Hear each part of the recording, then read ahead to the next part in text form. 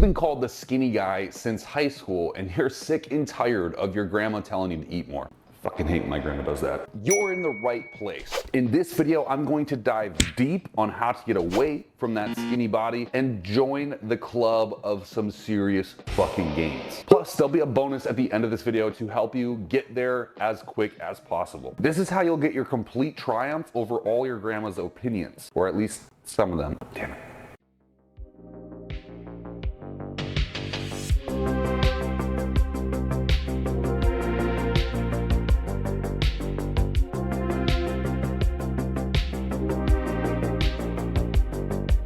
So let's start off with a really easy subject, which is kind of my first and probably the biggest tip, which you've likely heard before, and it's gonna be your least favorite. And I can already hear everyone in the comments section talking about how they're already eating so much. But I promise you, eating more is an absolute necessity. A 500 calorie per day surplus is required in some situations. If you're eating 3,500 calories a day and you're actually tracking this on a consistent basis and not gaining weight, that is not a surplus. I often hear so much about how people eat so much and they don't gain weight, but the reality is eating a lot for one meal out of the day isn't gonna make you gain weight, nor is eating a lot one day out of the week going to make you gain weight. It's months on end of consecutive days of eating a lot, and that's the hard answer no one likes to hear. And if you want a lot of exclusive tips on diet, go check out my Evangelion video. It covers basically everything that you need to know to build muscle and construct a physique that is of your dreams. But the basics are getting a high protein diet with animal-based sources and eating frequently in generally high amounts. And no, this isn't the carnivore diet. I just prefer animal-based sources for their essential amino acids. I promise that high protein is going to be your biggest friends here. Another flaw I chronically see that kind of goes against my Evangelion method is that people eat a lot of quote-unquote shit food. Going out to eat, eating large sums of calories in one meal with a highly processed, ultra palatable set of calories in them isn't going to be favorable to gaining weight, because quite frankly it just slows things down completely. The idea that you need to eat like shit to gain weight is completely flawed, because you don't just need calories, you need essential nutrients, micronutrients, minerals, calcium, things that actually structurally change your body and fuel cellular process. But the answer is so often said, if you're not eating enough, just get a shake in, bro, just get a burger in, just get a pizza in, and that will be enough. But I promise you'll eat that burger or you'll eat that whatever pizza and suddenly you won't be hungry for your next meal, and now you're just down another pound. And now in theory that might sound like a really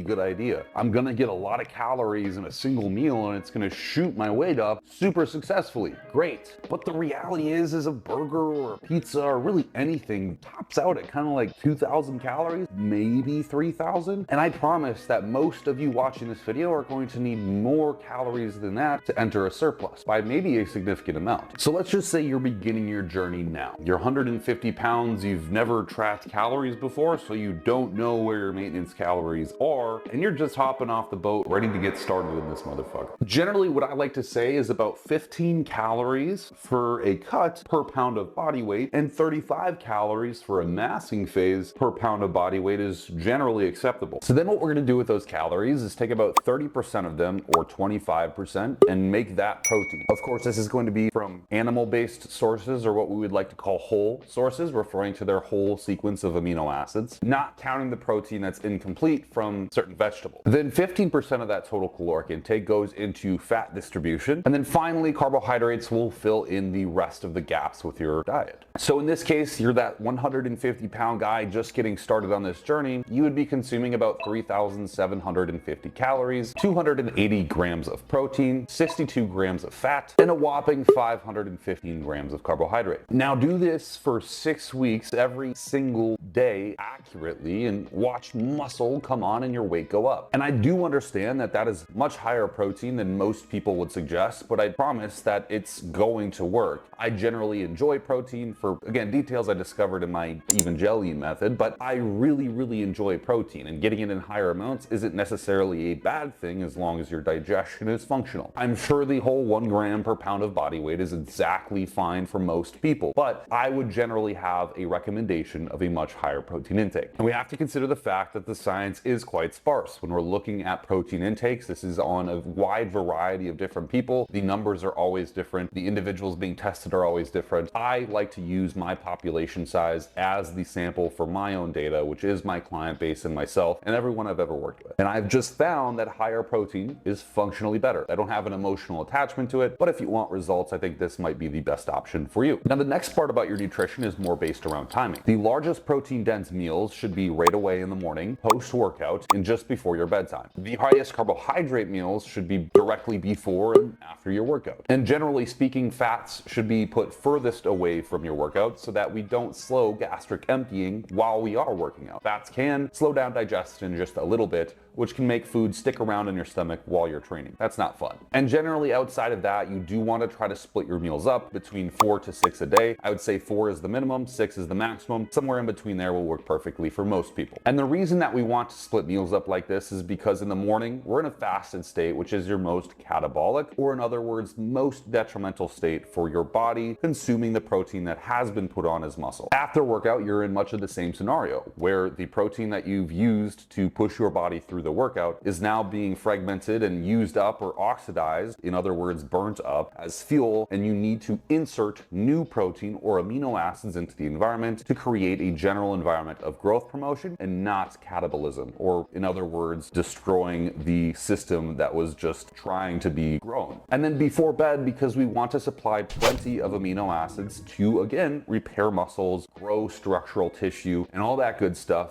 within that fasted window. We're going to be sleeping ideally 8 to 9 hours. So there's a long period of time which there will not be amino acids in the system. So having a larger protein intake, which usually is slower to digest, will allow for amino acids to slowly bleed out of your system as opposed to just be vacant within your sleep window at some point. And I have to say this again, cheat meals aren't required when you're doing something like this. If anything, they'll slow most people down. The reason that you are a hard gainer isn't because your body is physically incapable of gaining weight or putting on muscle. And it certainly isn't because you're not eating enough bullshit. And I'm not saying going out to eat is bad for you, because these kind of meals could be very useful. They could develop social relationships, build a structural, sound, sociable person, and are generally fun. And labeling it as a cheat meal, I don't think is appropriate. But my general saying here is that if you don't want to be like the rest of our sick world, it's critical that you find your own diet and eat out as a rarity or sort of a treat for the people around you. It's not an excuse to get more calories in, because effectively you'll end up getting less calories in because you'll upset your stomach. I promise you. So whenever people say I gotta eat, bro, or I'm bulking, and then they go to Qdoba or Chipotle or Burger King or whatever the case might be, I always just scratch my head and ask what that even means. As if suddenly putting on weight was relevant to becoming a fat ass. Now, moving on from diet. As a hard gainer, you probably think that you're training really effectively, and there's no way that that could be the reason you're not gaining weight nor muscle. But I promise there's probably a lot of flaws within your training, as there is everyone's training. So let's talk a little bit of science here and maybe a bit of terminology that could help you understand what training is and what good training qualifies as. Minimum effective volume means that a given muscle has a certain amount of volume that's necessary for it to get some sort of adaptation response. So for example, volume as a colloquial term is referring to the amount of sets that I do per week. So let's say I'm bench pressing and I do 3 sets of 10. Those 3 sets count towards my volume. Let's say I'm measuring volume within the time frame of a week and I do 3 sets of chest 2 times per week. My total volume per week is 6 sets.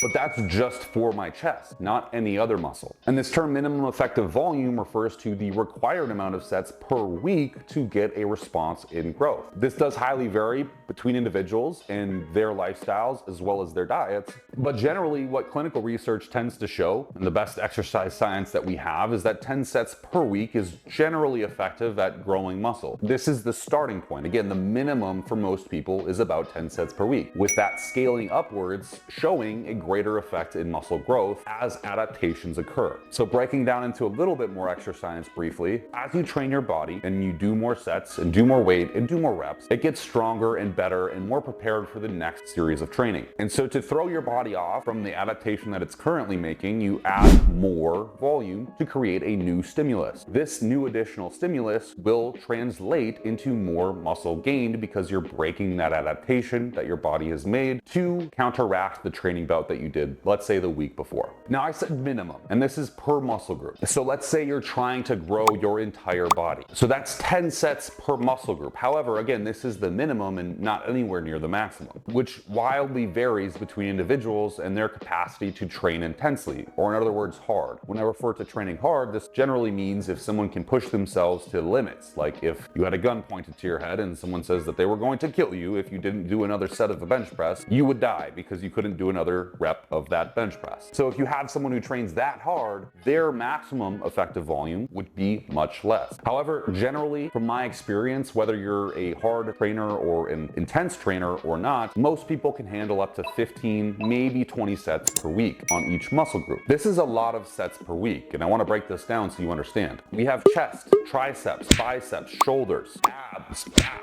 middle back, lats, glutes, hamstrings, quads, calves, forearms, and we can even get more gratified by talking about the different muscle groups within the shoulder or within the bicep or within the tricep. However, let's just keep it simple and assume that each of those muscle groups is its own. That's still close to 180 working sets per week. So yeah, I promise you're probably not doing enough work in the gym. At least from what I observe, the hard gainers are sometimes only doing 6 sets per week on any given muscle. And the reason you aren't gaining is because you're not effectively creating a stimulus to put on new muscle. Now, what split you do or what exercises you choose or really any of that stuff doesn't matter nearly as much as total volume and intensity of your workouts. Especially if you're a beginner, this stuff is just nonsensical to even contemplate. Just train, do it hard, track your volume, and work out very, very, very intensely. And if you do need a split and you don't even know where to start, there is one in the description of this video. All you gotta do is click the link, fill out a brief form, and you'll get a free comment. Now, sometimes this third one can seem as a very simple one, but I promise it's a game changer. If you're trying to be a massive dude, but you're still in that skinny body, but your soul is telling you to be Rich Piana, this tip is going to help drastically. You are just horrible at sleeping. Maybe, at least probably.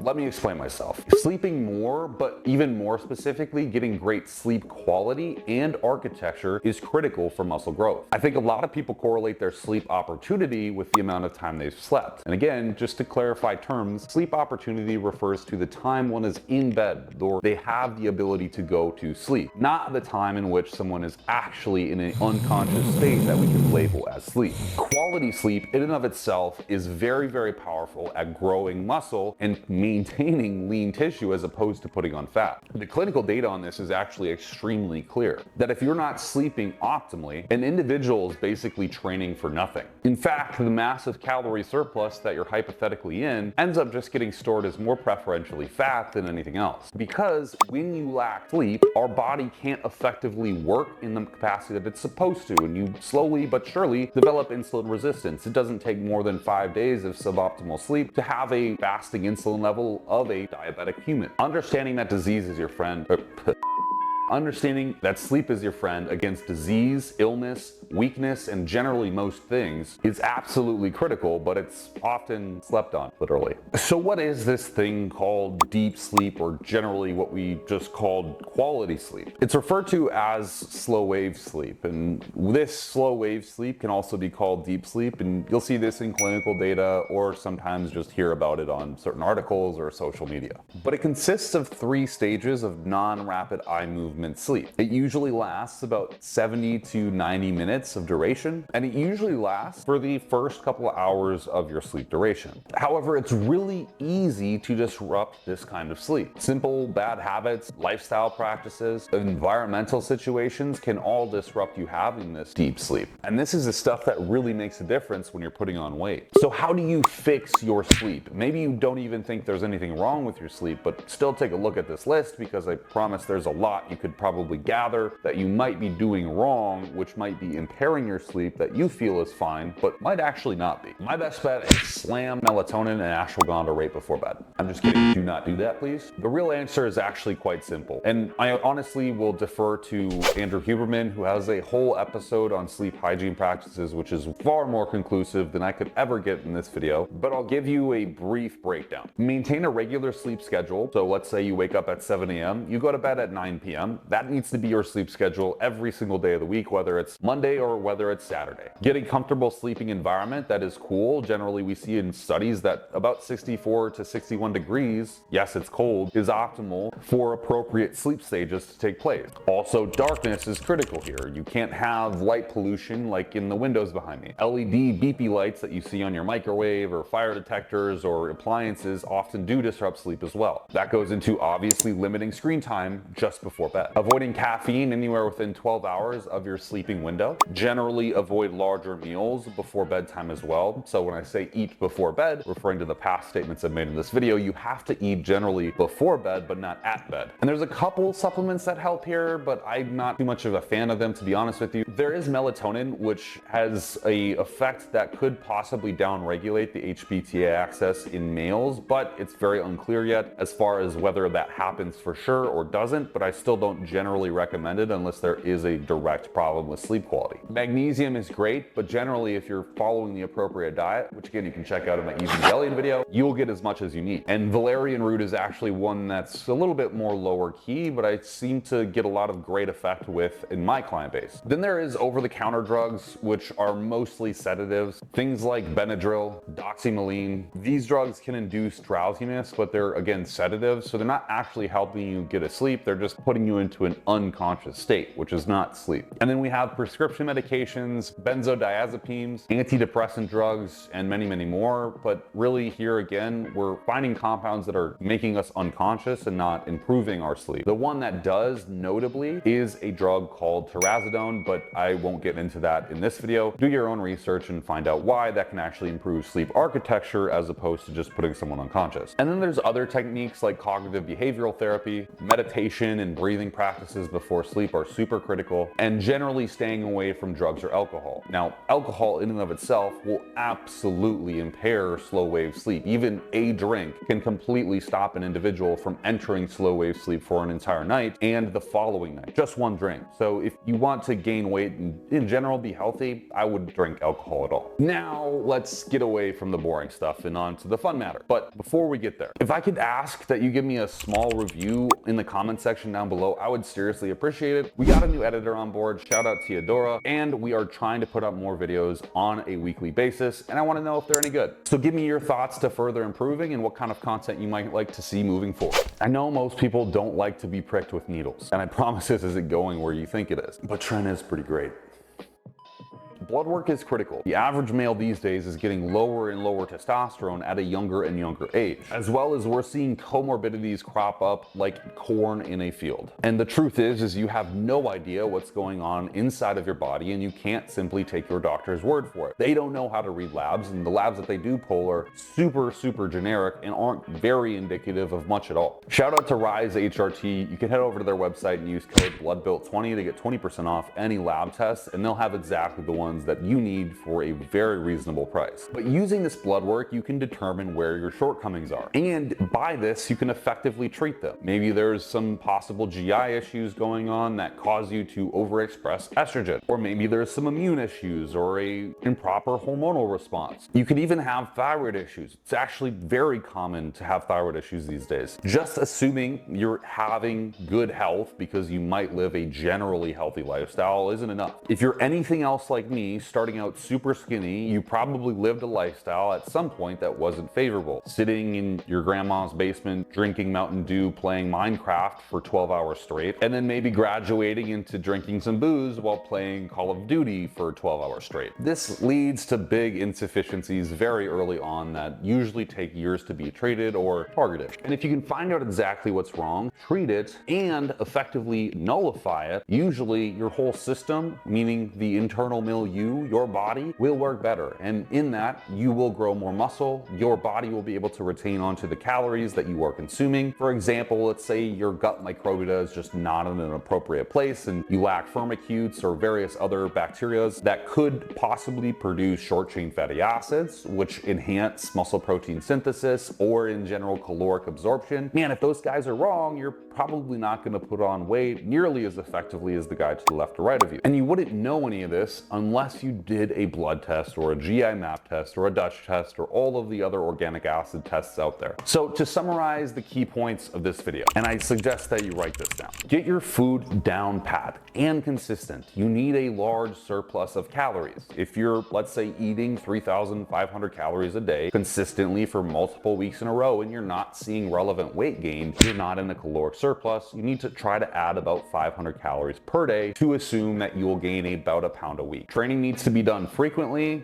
and with enough volume, not just going in casually without any sort of plan. And you certainly need more sleep. You can't be the loser who stays up late every single night and wakes up early thinking he's somehow cooler for it, because it just ends up you waking up the next day being half-assed about your entire life, and then the cycle repeats itself. And lastly, you need to analyze your health truly. Pop the hood open, take the oil dipstick out, and actually look at what's going on. Now, I talked about a bonus at the beginning of this video, and I want to make sure everyone hears this loud and clear. I have a completely free blood panel guide down below. It's going to tell you exactly what biomarkers I would get on a blood test, what are the relevant ranges for each of those biomarkers. It's going to make sure that you know generally everything is all right, and it'll also help you see if there is any insufficiencies within your body. So I hope at least some of you take these words seriously and end up in the future at some point in the time tagging me on a post on Instagram or something like that with a transformation that looks absolutely radical. If you can keep this consistency up, I guarantee you will get there at one point in time. No one, I mean absolutely no one, cannot gain weight. It's just unrealistic. It's a very simple rule of human dynamics. You got to eat food consistently. You have to train consistently and a lot. You have to make sure you're sleeping, and generally speaking, your health has to be good.